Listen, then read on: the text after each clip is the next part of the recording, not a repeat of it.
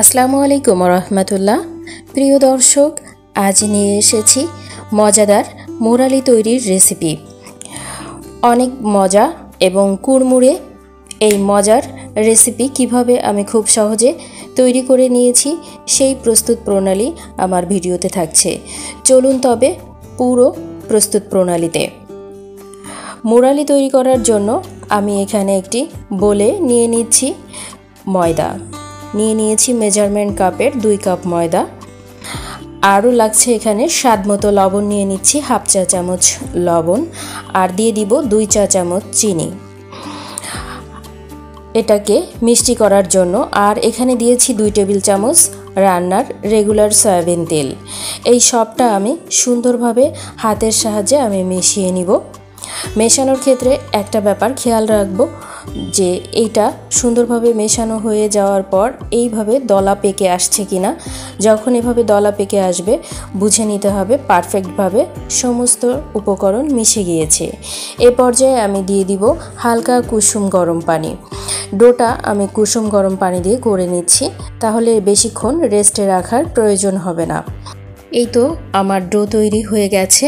আমি এখন এটাকে ঢেকে 7-8 মিনিটের মতো রেস্টে রেখে দিব। ময়দাটার ডো এই পর্যায়ে রেস্টে থাকার পর আমি তুলে নিচ্ছি। বেশ নরম হয়ে গেছে। আমি এখন এইটা দিয়ে রুটি বেলে নিব। এই ডোটাকে আরেকটুখানি মথে আমি 2টা ভাগে ভাগ করে নিচ্ছি। এই ডোটা দিয়েই আমি 2টা রুটি তৈরি করে নিব।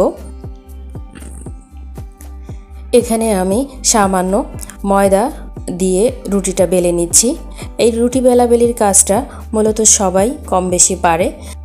রুটি যেভাবেই তৈরি করে নেন না কেন, মুরালি তৈরি করতে অসুবিধা হবে না। এ পর্যায়ে আমার রুটিটা তৈরি হয়ে গেছে। রুটির পুরুত্বটা আমি দেখিয়ে দিচ্ছি। এই তো আমি এখন এই রুটিটাকে 2 পাশ থেকে কেটে মুরালি তৈরির শেপ দিয়ে নিব। 2 পাশ থেকে বাড়তি অংশ ছেটে বাদ দিয়ে নিচ্ছি। এটা যে কেউ পারবে নিজের মতো করে শেপ দিয়ে নেবেন। আমি আমার মতো করে এখানে কেটে নিচ্ছি। এই তো এবার মাছ থেকে একটা ভাগ দিয়ে নিচ্ছি। মুরালির শেপটা আমার হয়ে গেছে। এভাবেই আমি বাকিগুলো করে নিয়েছি। আমি তুলে নিচ্ছি প্লেটে। এইগুলা আমি এখন ভেজে নিব। চুলায় একটি কড়াই বসিয়ে দিয়েছি এবং এটাতে পর্যাপ্ত পরিমাণে সয়াবিন তেল দিয়ে নিচ্ছি।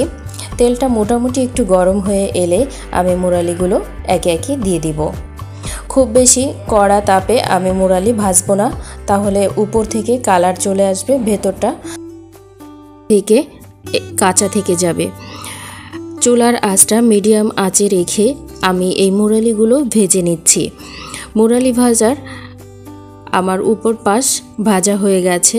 আমি এখন এটাকে নেড়ে উপর নিচ করে ভেজে নিচ্ছি।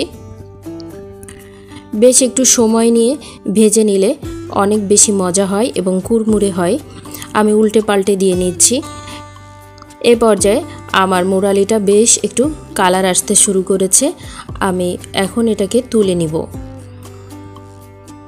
এই তো ভাজা হয়ে গেছে। আমি এখন এটাকে তুলে নিচ্ছি। এইভাবে আমি বাকি মুরালিগুলো ভেজে নিব। আমি কয়েকবার মুরালি দিয়ে ভেজে নিচ্ছি।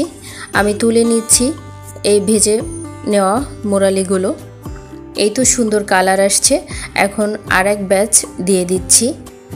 একটু সময় নিয়ে আমি ভেজে নেব। ভাজার ক্ষেত্রে খুব বেশি তাড়াহুড়ো করলে ভেতরটা নরম থেকে যাবে।